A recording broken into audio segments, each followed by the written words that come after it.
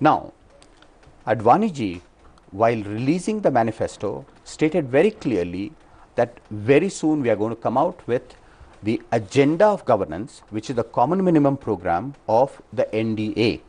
So, as in 2004, some of the issues which are in the BJP may not be there. We have, so even in 2004, we'll wait for the thing. So even in 2004, that was no. Tell me, what is the purpose? And I want to link this whole Ram Mandir issue to another issue. You said security is an issue. And aren't you sort of contradicting yourself? You're saying the most important issues are economic issues, inflation, joblessness. Let's, let me state my party's position. We believe that the country's security has to be of utmost importance for all. And when we talk of security, an added dimension of livelihood security has come in. So, the very concept of security is now more comprehensive. There is national security, internal security, which is part of the national security, and today livelihood security. So, we look at security in a multi-dimensional way. But national security, the problem of terrorism is very, very serious. One moment.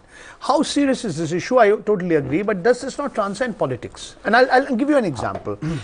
After Mumbai 26/11, there was, many people felt in certain sections of the middle classes, there was this upsurge of nationalism. Some would call it jingoism, some would call it belligerent nationalism. But look at what happened in Delhi. Mrs. Sheila Dikshit led the Congress party for the third successive victory, and apparently this issue, the issue of national security, did not matter. The argument I'm making is that national security cuts across parties and doesn't depend on whether BJP or Congress is in power. Let me give my own analysis of why it happened. Because when 26/11 happened, the entire country was extremely concerned about the state of security in the country, and 26/11 was quite unlike many other terrorist attacks in the past, because this is something which lasted 60 hours. That's continuous. Correct. It was almost warlike, and people came to know the very next day that these 10 terrorists had come from Pakistan. Soon after the attack was over and our security forces succeeded in clearing all the 3 sites, the government said that all options are open in dealing with Pakistan. Now, at a time like this, it is natural for the people of India to stay united behind the government of the day.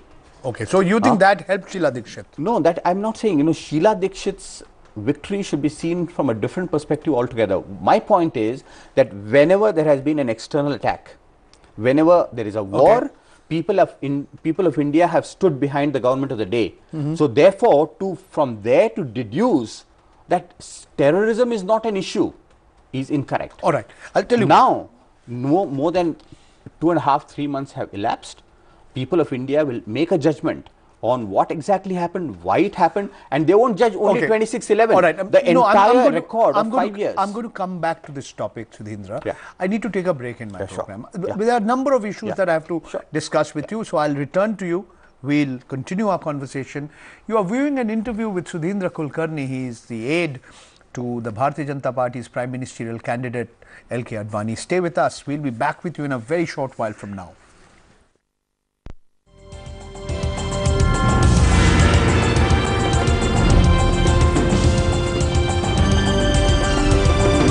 Or get out. Subsequently criticized the government, and he said that it was not the time to criticize the government on its acts of commission and omission. And the story is that apparently, since you had accompanied Mr. Advani to Mumbai when he said this, that you had influenced him, that this was not the time to criticize the government or make belligerent statements like government must govern or get out, which the Bharatiya Janata Party had initially said. No, it's not true at all. Advani ji is an extremely experienced person, and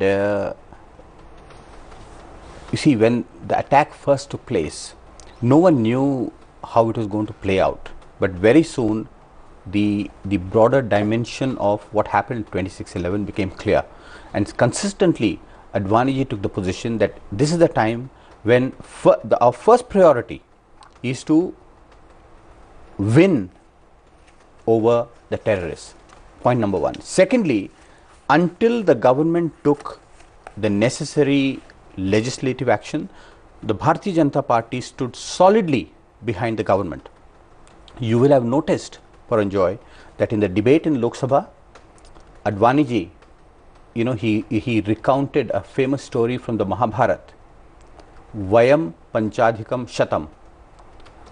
When there is an external crisis, external assault, the Kauravas and the Pandavas also became one. United. 100 Kauravas and 5 Pandavas.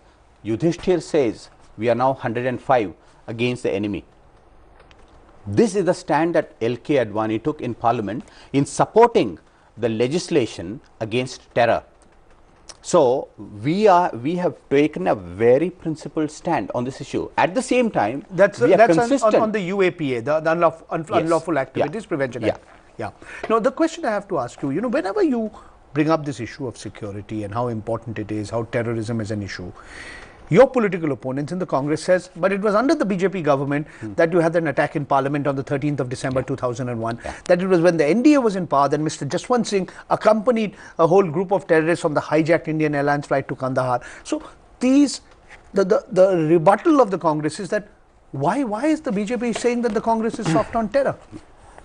The fact that terrorist incidents took place during the 6 years of Vajpayee's rule cannot be the basis to judge our rule or our handling of the issue of terrorism, because everybody knows that terrorist incidents have taken place before we came to power, during the 6 years of our rule, and also later. A government should be judged. Exactly the point. The point is, a government should be judged on the basis of how it tackles and what it does to first prevent, and when an event takes place, how the culprits, the accused, are proceeded against. All right. Now, here is really the issue. You've rightly pointed out. For the ordinary voter, if there are going to be terrorist attacks in different parts of the country, whether in Guwahati or in Jaipur or in Bangalore or wherever, in Malegaon or in Delhi, irrespective of whoever's in power in New Delhi, then